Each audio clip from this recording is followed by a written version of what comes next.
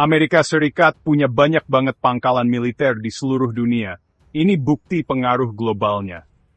Dengan perkiraan antara 128 sampai lebih dari 750 pangkalan di banyak negara, kehadiran ini bikin kita bertanya-tanya, apa sih tujuan sebenarnya? Pangkalan-pangkalan ini buat perdamaian dunia, atau alat buat mendominasi? Debatnya menyangkut kedaulatan, hukum internasional, dan gimana sih kekuasaan itu bekerja di abad ke-21 ini?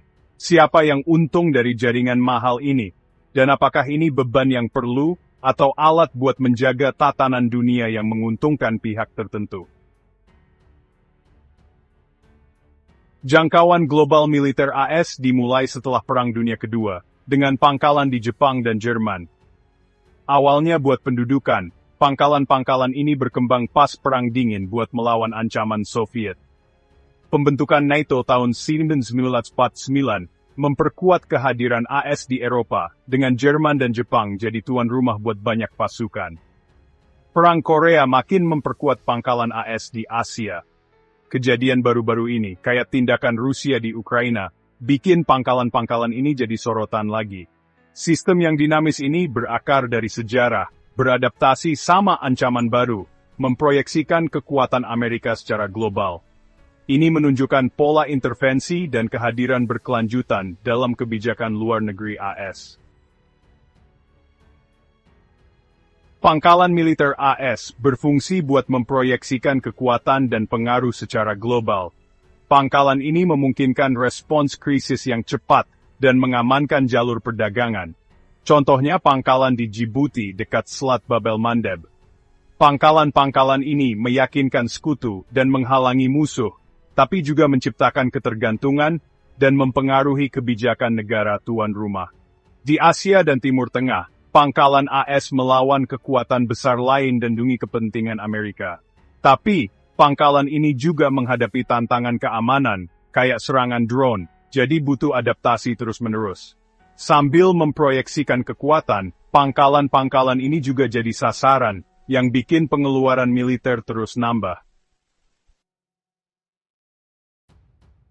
Pangkalan militer AS seringkali ada di wilayah yang kaya sumber daya, kayak minyak, buat memastikan akses dan stabilitas. Timur Tengah contohnya, pangkalan di sana mendukung kepentingan ekonomi Amerika dan aliran minyak. Kontrol atas jalur perdagangan, seperti yang dekat Djibouti itu, mengamankan perdagangan global yang menguntungkan kepentingan AS. Pangkalan-pangkalan ini melindungi versi perdagangan bebas yang menguntungkan perusahaan-perusahaan AS. Ini menimbulkan pertanyaan, kepentingan siapa sebenarnya yang dilayani? Biayanya ditanggung pembayar pajak, sementara keuntungannya buat perusahaan. Ini memicu sorotan terhadap posisi global ini.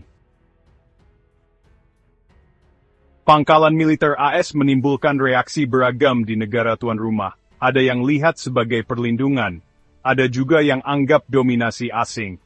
Meskipun ada yang senang dengan keamanannya, yang lain melihatnya sebagai simbol kolonialisme dan pelanggaran kedaulatan. Insiden yang melibatkan personel AS bisa memicu sentimen anti-Amerika dan gerakan nasionalis.